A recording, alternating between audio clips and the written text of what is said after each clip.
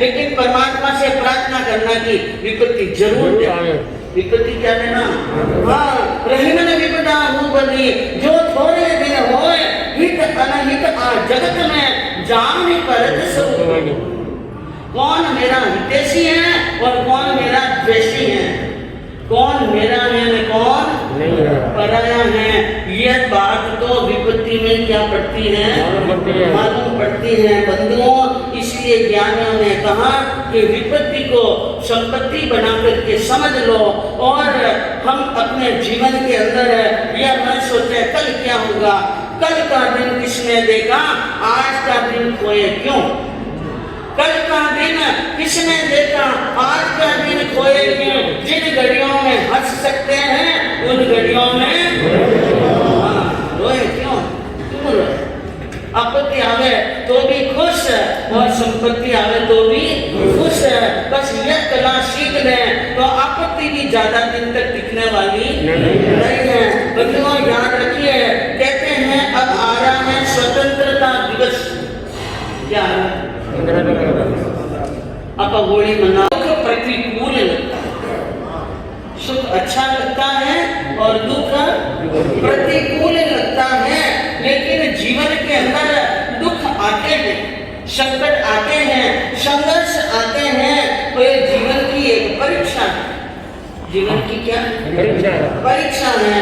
कभी खुशियों का सामान देती है, हमारी जिंदगी क्या करती है, कभी खुशियों का सामान देती है, कभी गम का विष जाम देती है। यातना की यूनिवर्सिटी में रखकर, यातना की यूनिवर्सिटी में रखकर जिंदगी मानव का इम्तिहान लेती है। जिंदगी क्या लेती है? मानव का इम्तिहान लेती है। चाहते तो सुख है, लेकिन किस सुख की जगह क्या आ जाता है? दुख आ जाता है। व्यक्ति सोचता है ऐसा दुख मारे माते क्यों आप कैसे सोचे, ये सारे दुख मेरे पर भी क्यों आते हैं। लेकिन ज्ञानियों ने कहा ऐसा न सोचो। दुनिया में आदमी को दुख कहाँ नहीं है, दुनिया में आदमी को दुख कहाँ नहीं। वह कौन सी जमीन है जहाँ आसमान नहीं। जी, सभी जगह पर आसमान है, कोई ऐसी धरती नहीं कि नीचे धरती है ऊपर आसमान है, सब जगह है। हाँ, तो सब जगह दुख है और हर व्यक्ति को क्या है? दुख है। माना कि दुख की घड़ियां बड़ी कठिन होती हैं, बड़ी यानी दुस्सह होती हैं, लेकिन ये अशुभ कर्मों के फल हैं। ये शनि जो दुख देता है, ये शनि दुख नहीं दे रहा है, हमारा कर्म रूपी शनि क्या दे रहा है? कर्म रूपी शनि दुख दे रहा है। और महावीर ने कह दिया कि सभी कर्म सत्य होते हैं। सभी कर्म क्या होते हैं? सत्य। कोई कर्म झूठा जाने वाला नहीं है। अच्छा किया तो अच्छा, बुरा हुआ तो बुरा, फल तो मिलेगा। लेकिन महात्मा पुरुषों ने, संत पुरुषों ने, धार्मिक पुरुषों ने, धर्मात्मा पुरुषों ने दुख को महत्व क्या बताया? हाँ, जीवन में संघर्ष आना चाहिए। क्या आना चाहिए? संघर्ष आना चाहिए। चाहते तो कोई नहीं है, संघर्ष आएगा। अगर कल संघर्ष आएगा छोटा सा, सोच करके भी हम आज क्या हो जाते हैं, दुखी। लेकिन दुखी नहीं होना। संघर्ष आना, संघर्ष जीवन के उत्कर्ष का द्वार है। याद रखो, संघर्ष कॉपी में लिख दो, संघर्ष जीवन के उत्कर्ष है। जिन्होंने उत्कर्ष पर अपने आप को चढ़ाया है, जिन्होंने मानव ने हर्ष से हर्ष तक की यात्रा की है, कौन ऐसा इंसान है जिसके जीवन में दुख नहीं है? बहुत दुख आए, बहुत दुख आए, बहुत संकट आए। इसलिए दुख ही, संघर्ष ही उत्कर्ष का आधार है। दुख क्षण परिवर्तन का, जीवन के परिवर्तन का एक क्षण होता है। और हमारी क्षमता और हमारी प्रतिभा और हमारी उपलब्धियों को विकसित करने के लिए दुख आते हैं। यह सत्य है, यह नियति है। दुख नहीं आएगा तो व्यक्ति कभी ऊंचा चढ़ने वाला नहीं है। दुख आएंगे और दुख आने के बाद में ही क्या आएगा? सुख आएगा। उजाला भी उसी को मिलता है, मायूस होने की जरूरत नहीं है। संघर्षों से सामना करना चाहिए। संघर्ष से क्या करना चाहिए? और कभी कभी व्यक्ति क्या सोचता है, संघर्ष से सामना कैसे करें, हमारे पास में तो बिल्कुल कोई साधन ही नहीं। क्या नहीं है? साधन नहीं, न तो परिवार का बल है, न पैसे का बल है, न कोई बुद्धि का, किसी प्रकार का कोई बल नहीं, कोई सहयोग देने वाला नहीं, कोई मित्र नहीं, कोई दोस्त नहीं, घर के भी सारे जुड़ जाते हैं। कैसे? साधन नहीं है, हम कैसे उत्कर्ष को प्राप्त करें? मैं आपको वही कहानी बताऊंगी, वही बात बताऊंगी कि बिना साधनों से भी जीवन को अमर कर दिया 5 प्यारे। रामकृष्ण महावीर, राजा हरिश्चंद्र, तारा, ये पांडव, ये तो बहुत ऊंची ऊंची हस्तियां, ये तो बहुत ऊंची ऊंची क्या है? हस्तियां हैं, लेकिन उनके जीवन से भी प्रेरणा लेकर के और आज के वर्तमान समय के अंदर, आज के इस आरे में, 5वें आरे के अंदर और जो जो घटनाएं हुई हैं, जो हो रही है, उनको याद करें। साधनों के अभाव में भी अपने परिश्रम के बलबूते पर जिन्होंने प्रतिभाएं और उपलब्धियों को विकसित कर लिया है और वे निराशा के सागर में डूबे नहीं, प्रकाश की किरण लेकर के चले। इसलिए ज्ञानियों का कहना क्या है? घबराओ दुख से जीवन सुख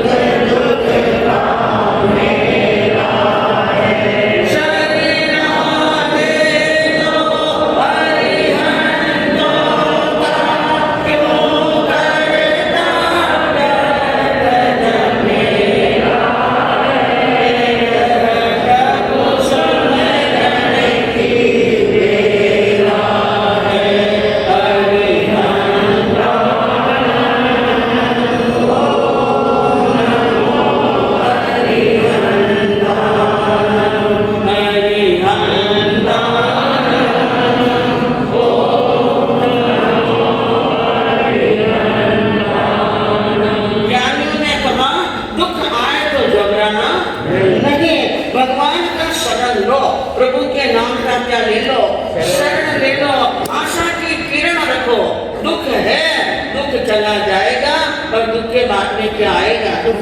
हाँ, जब सूरज ढलता है तो छा जाता अंधेरा, जब सूरज ढलता है तो छा जाता अंधेरा, सांझ के पीछे आता जीवन का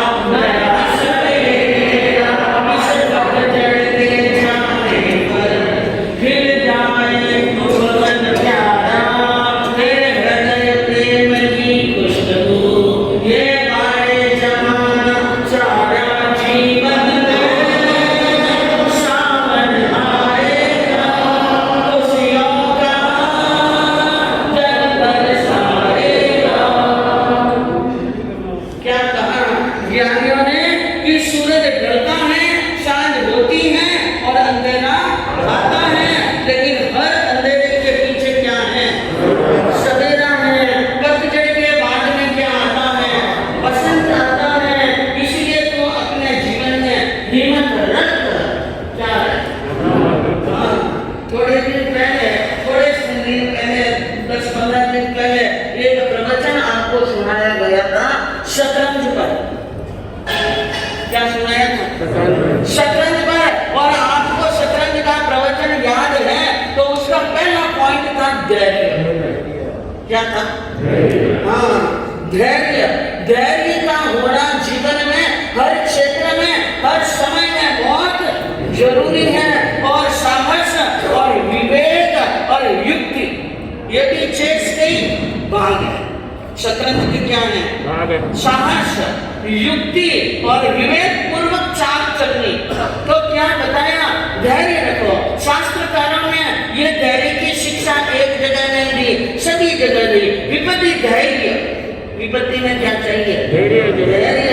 और तुलसीदास जी ने तो रामायण में लिखा, धीरज धर्म मित्र करुणा। और का परखनी, कब परखनी? आपत काल की परीक्षा होती है। हम कैसे हैं, हमारी परीक्षा तो आपत्ति नहीं होगी कि हम कायर हैं कि शूरवीर हैं, सत्ता वाले हैं, कच्चे हैं कि पक्के हैं। हमारी पहचान अगर दुनिया को देनी है तो दुखों का आना क्या है, जरूरी है। तो दुख आए तो क्या रखना, हिम्मत रख, ये भी मानव डांट किया कोई काट न दे दो। हिम्मत हारिया को ठौर नहीं है, और हिम्मत हारिया को लोग हंसे को, कीड़ी को गण, हाथी को मण, हंस को मोती, सदा प्रभु दे दो। और काहे को सोच करे नर मूर्ख, चौच बीसो चुगो। क्या क्या उपदेश दिए महात्मा पुरुषों ने, क्या क्या ज्ञान की घूटियां पिलाई, क्या क्या जड़ी बूटियां छोड़ के गए। और हम कैसे हैं, उन्होंने तो हमें बहुत परोसा, हम खा ही नहीं सक रहे, हम उनको अजमा ही नहीं सकते हैं। उनकी ज्ञान बुद्धि को अजमा ले तो जीवन के अंदर कल्याण ही कल्याण है। और याद रखो, हर रोज जब सूर्य का उजाला होने वाला होता है तो पहले अंधकार सघन होता है। अंधकार क्या होता है, एकदम सघन हो जाए अंधकार तो समझ लेना अब सूर्य क्या होगा।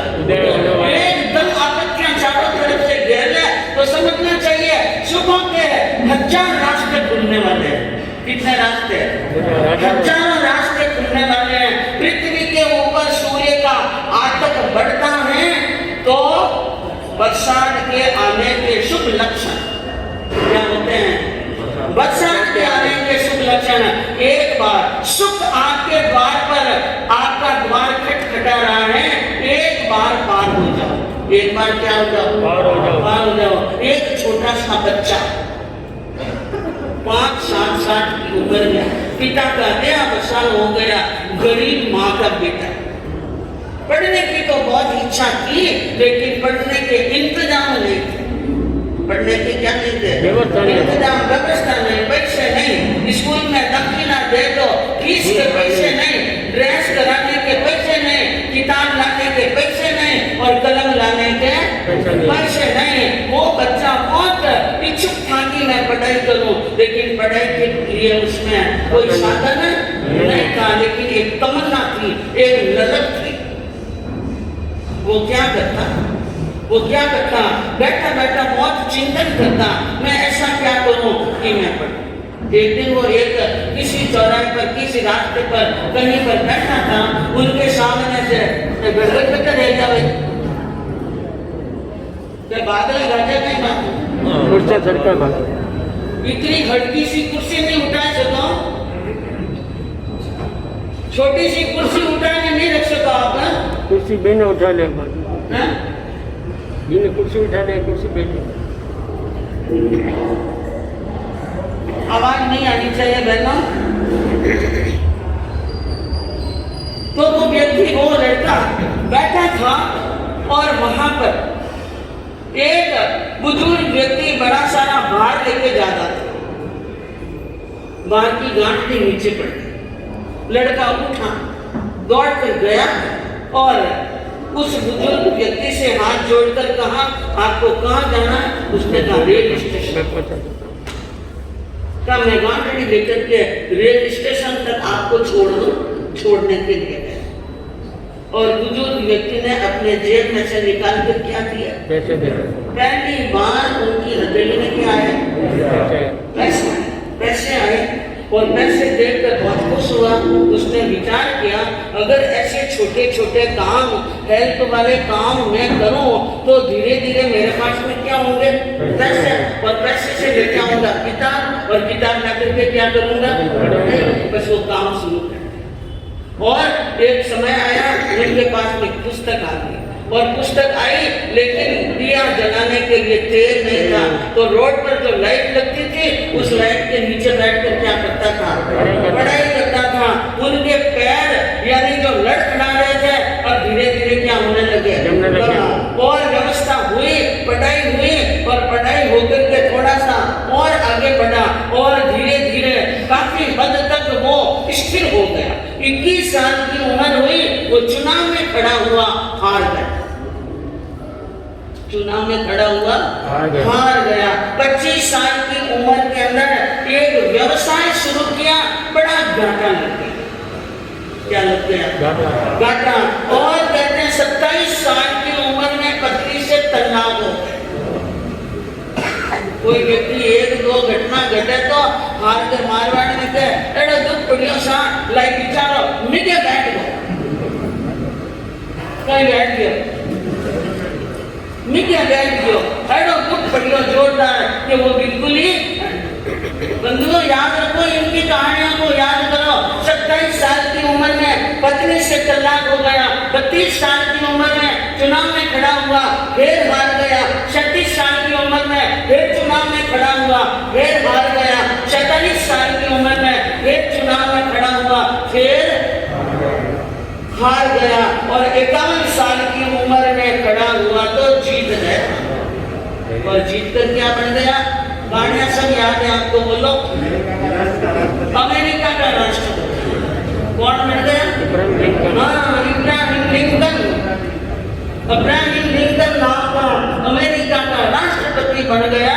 तो याद करो कहां से शुरू हुए? फर्श से शुरू हुए, कहां पर पहुंच गए? अर्श तक पहुंच गए। बंधुओं याद रखो, संगीतकार रविंद्र जैन दृष्टिहीन है, लेकिन भारत के अंदर उनका नाम क्या है? संगीतकार के नाम से बड़े प्रसिद्ध हैं। ऐसी मधुर आवाज, ऐसी मीठी आवाज कि रामायण के अंदर और महाभारत में उन्होंने गीत गाए। क्या गाए? हाँ, गीत गाए। उन्हीं का ही जगता हुआ गीत मैंने आपको सुनाया था। 4 दिनों की प्रीत जगत में, 4 दिनों के नाते आंखों पलकों के पर्दे गिरते ही सब नाते बीत जाते। ये किसने गाया? रविंद्र जैन ने। पंडित सुखलाल जी ने 14 वर्ष की उम्र में दोनों नेत्रों की ज्योति खो दी थी, लेकिन हजारों पुस्तकों को पढ़ कर पढ़ा करके सुन करके प्रज्ञा की ज्योति जगा दी। डॉक्टर रघुवंश राय के दोनों हाथ नहीं थे। कोई क्या मारते साधन ही छोड़ देना, मैं करा कैसा साधन ही छोड़नी सा, दोनों ही हाथ नहीं। डॉक्टर रघुवंश के दोनों हाथ नहीं, लेकिन पैरों से 32 पुस्तकें लिखी। कितनी लिखी? याद करो उनके जीवन को। और हेलन केलर, विदेश की एक बालिका थी हेलन केलर। आंख से दिखता नहीं, कान से सुनता नहीं और जबान से बोल नहीं सकती थी। विश्व में उनका नाम है हेलन केलर। आज किसी नेत्र विहीन अंधों की क्लास और यूनिवर्सिटियां चल रही हैं, कॉलेज चल रही हैं, उनकी देन कौन है? Helen Keller. उसने दृष्टिविहीन लोगों के लिए लिपि तैयार की। क्या की थी? लिपि तैयार की। और आज धनाधन भारत के अंदर चल रही है। और आपको मालूम है गरीब परिवार में जन्म लेना कोई बड़ी यानी अभिशाप की बात नहीं है। गरीब परिवार में जन्म लेकर के कई आगे बढ़ गए। लाल बहादुर शास्त्री और राष्ट्रपति के नारायण और अब्दुल कलाम, इमली के बीज पूंगा बेच था। पूंगा ने तो समझो मारवाड़ी हो, पूंगा बेटे मिले। पूंगा बेचने आपकी जीवन भी नया चला गया था। क्या बन गया? अब्दुल कलाम भारत के क्या बन गए थे? राष्ट्रपति बन गए थे। तो याद रखो ये जीवन के अंदर आपत्तियां विपत्तियां तो आती रहती हैं। और मोदी जी चाय की दुकान है, आपका तो 100% प्रधानमंत्री बन सकता।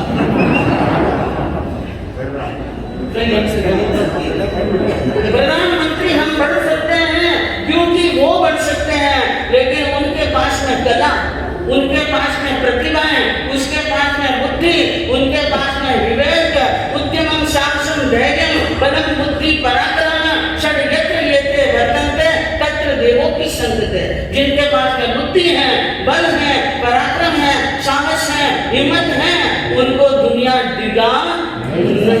की है तो बंधुओं याद रखने की बात है। रहीमदास जी ने बड़ा सुंदर उपदेश दिया, रहीमन विपदा हूँ भली। रहीमदास जी ने कहा कि विपत्ति अच्छी है, विपत्ति क्या चौकी दी बात चुना हो आप लोग टाइम वेस्ट नहीं करो, कुछ मुख्य सूचना है वो दूंगी मैं आपको।